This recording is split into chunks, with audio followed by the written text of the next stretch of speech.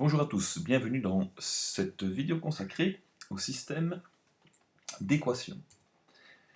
Alors ici, nous allons voir comment résoudre un problème par mise en équation, et plus précisément, système d'équations à deux inconnus. Alors pour résoudre un problème, il faut veiller à respecter les 4 étapes suivantes. La première, c'est le choix des inconnus. Donc en fait, on doit dire ce que représente x et y. Par exemple,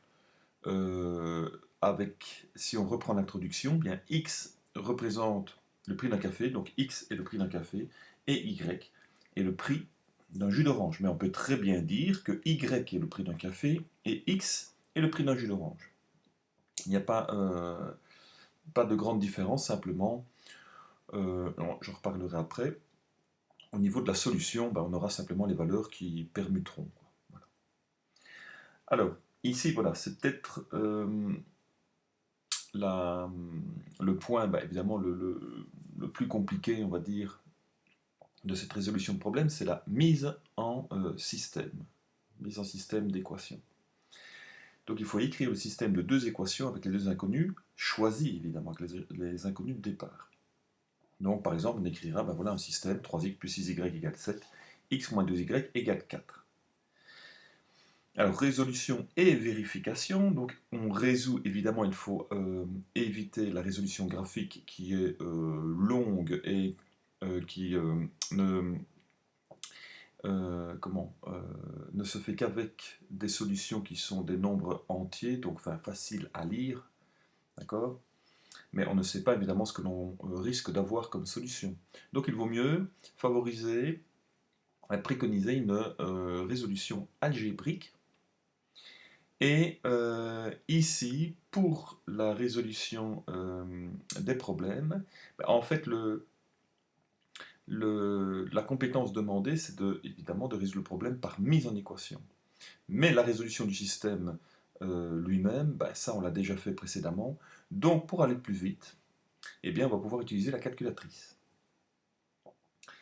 Et point suivant, c'est énoncer la solution. Évidemment, on vous pose une question, il faut répondre à la question sous forme de phrase, et pas simplement mettre la solution du système et ne pas répondre au problème. Alors, comment fait-on pour résoudre un système d'équations à deux inconnus avec la calculatrice? Alors bon, ici, évidemment, on prend comme exemple la calculatrice Casio, puisque c'est celle que l'on préconise à l'école, que l'on conseille. Alors, il y a soit la FX92 spéciale collège, ou FX92 tout court, qui est une version plus ancienne. Alors pour la FX92 spéciale collège, on appuie sur menu et puis en fait il faut repérer où se trouve cette icône-ci. Voilà, XY égale 0. Et donc pour la FX92 spéciale collège, il faut appuyer sur 4. Et puis sur l'écran sera marqué ceci, simule équation, donc simulation d'équation. Eh bien il faut appuyer sur 1. Et puis après, il demande nombre d'inconnus, combien y en a-t-il? On voit qu'on peut aller de 2 inconnus à 4 inconnus. Nous, évidemment, c'est 2 inconnus, donc on tape sur 2. Pour la fx92, c'est plus rapide, on appuie sur mode, on choisit 3 équations, et puis dans les choix qui se présentent à nous, on appuie sur 1, parce que 2, c'est 3 inconnus. Donc voilà, on appuie sur 1. Et donc la calculatrice doit afficher ceci. Bon, ça c'est l'ancienne version, la nouvelle version, on a carrément les cases qui sont, les cellules qui sont dessinées. Et donc en fait, ici, on a dans l'ordre le coefficient de x de la première équation, le coefficient de y de la première équation, et le terme indépendant. Et ici, on a la deuxième équation avec le terme, donc le coefficient de x, le coefficient de y, et le terme indépendant. Et donc la machine, en fait, nous met déjà son pointeur ici, sur le coefficient de x de la première équation. Et elle attend, évidemment, que l'on introduise la valeur. Donc on va par exemple encoder ce système-là, 3x plus 6y égale 7, x moins 2y égale 4. Donc, au préalable, je le redis, il faut absolument avoir les termes semblables les uns en dessous des autres. Donc il faut avoir des équations qui sont réduites au maximum, expression algébrique réduite au maximum. Les termes semblables doivent être les uns en dessous des autres, avec les inconnus dans le premier membre et les termes indépendants dans le second membre. Et à partir de là, on peut démarrer. Donc ce que l'on fait, on encode déjà la valeur du coefficient x de la première équation, donc c'est 3. J'appuie sur 3, et puis après j'appuie sur exe. Ensuite, je dois encoder la valeur du coefficient du y de la première équation. Eh bien c'est 6, donc je tape sur 6 et j'appuie sur exe. Et puis le terme indépendant qui vaut 7, donc je tape sur 7 et j'appuie sur exe. Que va écrire la machine? Eh bien ici on voit bien que l'on a 3, coefficient de x, 6, coefficient de y, et 7, le terme indépendant. Et maintenant le pointeur se met à la seconde ligne, donc seconde équation, coefficient de x. C'est pour ça qu'il est important de bien ordonner ici ces équations, enfin les termes, d'accord? Parce que la machine, évidemment, ne laisse pas le choix, elle encode d'abord les coefficients de x, et puis de y, et enfin les termes indépendants. Donc voilà, il faut absolument bien arranger son système. Et donc maintenant pour la deuxième ligne, on encode la valeur du coefficient x de la deuxième équation, c'est 1, on appuie sur exe, on fait de même pour le coefficient y, alors c'est moins 2, ici, soit on appuie sur la touche avec un signe moins qui est entre parenthèses, qui est en fait le moins de l'opposé, mais si on appuie sur le moins de la différence, ça fonctionne aussi. Et puis le terme indépendant, 4, et on appuie sur exe. Alors, donc la machine nous met ceci, voilà. Là, je n'ai pas encore appuyé sur exe, donc le 4 est toujours là, en attendant d'être placé ici. Mais bon, en tout cas, on doit avoir 3, 6, 7, 1, moins 2, 4. Et puis après, j'appuie de nouveau sur exe. Et je vais avoir la valeur de x qui apparaît. Voilà, 19 sixièmes ici. Donc attention, évidemment, on peut avoir n'importe quel type de solution pour les équations, hein, un nombre réel, et donc ici, il ne faut pas s'attendre toujours à avoir des nombres entiers. Là, voilà, on a 19 sixièmes. Et si on appuie encore sur exe, on a la valeur de y, moins 5 douzièmes. Alors, pour revenir au mode normal, parce que si jamais tu éteins ta machine à calculer et que tu la rallumes, elle va rester évidemment dans le mode de résolution de système. Donc il faut appuyer sur Menu et puis sur 1, d'accord, qui correspond à Comp, comparaison. Alors, si on reprend maintenant notre système de départ de nouveau avec café jus d'orange, donc, eh bien voilà, entraîne-toi à encoder ceci et évidemment, on doit obtenir comme solution, hein, la solution bien connue qui est 2 et 3. Voilà. Maintenant, si jamais le café, l'inconnu pour le café et le jus d'orange, ça a été permuté, d'accord? Et bien alors ici on aura 3, 2. Mais en tout cas, tu dois absolument avoir les mêmes valeurs. Alors, on va commencer par un premier exercice, premier problème. On dit, à la question de savoir combien de poules et de lapins il possède, l'oncle Jules répond ceci. En tout, il y a 15 têtes et 40 pattes. Alors on va se dire, oh là là, c'est bien compliqué, c'est impossible à résoudre ce problème-là. Donc tout se passe évidemment dans le fait que l'on ait des poules et des lapins et qu'il y ait 15 têtes et 40 pattes. Alors, le choix des inconnus. Le choix des inconnus, évidemment, c'est imposé par la question. Combien de poules et de lapins y a-t-il? Donc, on va mettre x est le nombre de poules, y est le nombre de lapins. Ou on pourrait mettre x est le nombre de lapins et y le nombre de poules. Ça n'a pas d'importance, je le répète. Oui, maintenant, qu'est-ce que l'on sait? On sait que, voilà, il y a 15 têtes et 40 pattes. Donc 15 têtes. Admettons hein, qu'il y ait des poules et des lapins, on vous demande de les compter.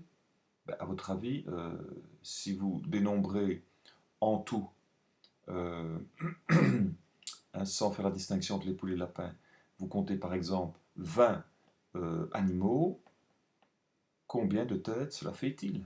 Ben, évidemment, ça fait 20 têtes, puisque chaque animal a une seule tête, évidemment. Donc, on peut écrire ceci. Le nombre de poules plus le nombre de lapins, c'est égal à 15. Il y a 15 animaux, mais donc ça fait 15 têtes. Et pour les pattes, maintenant, comment est-ce que l'on fait? Quelle est la différence, en fait, anatomique entre une poule et un lapin en ce qui concerne les pattes? Ben, les poules, elles ont 2 pattes et les lapins ont 4 pattes. Donc, pour compter le nombre, par exemple, de pattes de poule, ben, eh bien, comment est-ce que l'on doit faire? Ben, si une poule a 2 pattes, on fait le nombre de poules, donc qui est représenté par x, fois 2, fois le nombre de pattes. Donc si on a 5 poules, on fait 5 fois 2, ce qui fait 10 pattes, ce qui est bien juste. Et les lapins, eux, ils ont 4 pattes. Donc si jamais on a des lapins, combien de pattes de lapin y a-t-il? Ben, c'est le nombre de lapins fois 4. Et donc, qu'est-ce que l'on fait? On ajoute le nombre de pattes de poule et de pattes de lapin, 2x plus 4y, et on sait qu'il y en a 40. Voilà, on a notre système. Donc maintenant, on va pouvoir le résoudre avec la calculatrice. Alors là, je passe le détail, évidemment, parce que tout se passe au niveau de la calculatrice. Et on obtient combien? On obtient 10 et 5. Celui qui aurait dit que x représente les lapins et y les poules, ben, il aurait eu 5 et 10, mais exactement les mêmes valeurs. La vérification, eh bien ça, il faut reprendre le système de départ et remplacer par 10 et par 5, donc là, je ne la montre pas. Et donc, il faut énoncer la solution. Donc, l'oncle Jules possède 10 poules et 5 lapins. Voilà, c'était somme toute pas si compliqué que ça. Alors, problème suivant, exercice 7. Manon a acheté 5 roses et 8 tulipes pour 27 euros. Au même endroit, Marion, elle, a acheté 6 roses et 10 tulipes pour un total de 33 euros. Détermine le prix d'une rose et celui d'une tulipe. Ben, c'est un problème qui est similaire à celui avec le café et le jus d'orange. Choix des inconnus, donc on nous dit quel est le prix d'une rose et d'une tulipe, donc forcément, X est le prix d'une rose, Y est le prix d'une tulipe. Et donc maintenant, mise en système, ben, si jamais vous achetez des roses, combien payez-vous? Ben, c'est le nombre de roses fois leur prix. Or ici, on a acheté 5 roses, et le prix, on a dit que c'était X. Donc ça fait 5X. 5 roses coûtent 5 fois X euros. Ça fait 5X. Évidemment, pour les tulipes, c'est la même chose. 8 tulipes coûtent 8 fois Y euros. Donc Y euros, c'est le prix d'une tulipe. Et tout ceci nous fait 27 euros. Et donc, c'est le même principe pour la deuxième ligne. C'est 6x plus 10y égale 33. Voilà. On résout ça avec la machine à calculer. Donc on veille à ce que les termes semblables soient bien les uns en dessous des autres. Et donc, on obtient 3 et 3 demi. Alors ici, je laisse sous forme de fraction parce que si on met 3 puis 1,5, alors on risque de confondre le point virgule et la virgule. Surtout que certains oublient le point virgule. Donc on met 3, 3 demi. Par contre, pour répondre à la question du problème, eh bien on pourra mettre la valeur décimale, l'écriture décimale. Donc la vérification, ben, ça de nouveau, il faut aller remplacer x et y par les valeurs qui sont là. Mais maintenant, si le système d'équation est faux et que vous l'avez bien résolu, évidemment, vous ne verrez pas de différence. Vous n'avez pas l'impression que vous aurez faux, si c'est le cas. Donc voilà, vérification, bah, ma foi, vous vérifiez quand même pour voir si vous avez bien résolu le système, et sachant que c'est la machine à calculer, ça ne devrait pas poser de problème. Alors il faut énoncer la solution, donc une rose coûte 3 euros et une tulipe 1,50 €. Exercice suivant, le double d'un premier nombre diminué de 7 fois un second donne 9. Tandis que ce même premier nombre augmenté du double du second donne moins 4. Quels sont ces nombres? Donc ça, c'est du codage-décodage, ça a déjà été fait en première et en deuxième. Donc le double, il y en a encore qui se trompent avec le carré, d'accord? Donc le double d'un premier nombre diminué de 7. Et donc, ça, franchement, tout ça a déjà été vu. Maintenant, voilà, il faut s'y retrouver dans cet énoncé-là. Alors là, le choix des inconnus, ben, on demande quels sont ces nombres. Ben, voilà, alors, comment est-ce que l'on va faire ça? Est-ce qu'on va dire x est un premier nombre, y est un second nombre? Ben oui, voilà, puisque c'est écrit tel quel là. Donc, on va dire x est le premier nombre et y est le second nombre, voilà, ou inversement, peu importe. Alors, mise en système, et bien donc on fait le double d'un premier nombre, donc le double de x, 2x. Et on sait que ce double-là va être diminué de quoi? Il est diminué donc moins, ou retranché, de 7 fois un second quoi? Un second nombre, donc le second nombre, donc c'est 7y. Et tout cela nous donne 9. Et pour la seconde ligne, on reprend ce même premier nombre, mais on ne lui fait rien, hein, on ne le multiplie pas, donc c'est x, mais on va l'augmenter, d'accord? Donc je mets plus, et on va l'augmenter de quoi? Du double du second nombre, donc de y. Et tout cela donne moins 4. Voilà. Donc maintenant, on va résoudre ça avec la machine à calculer, et qu'obtient-on? Moins 10 onzième, moins 17 onzième. Donc ça, graphiquement, déjà, c'est impossible de pouvoir déterminer la solution avec précision.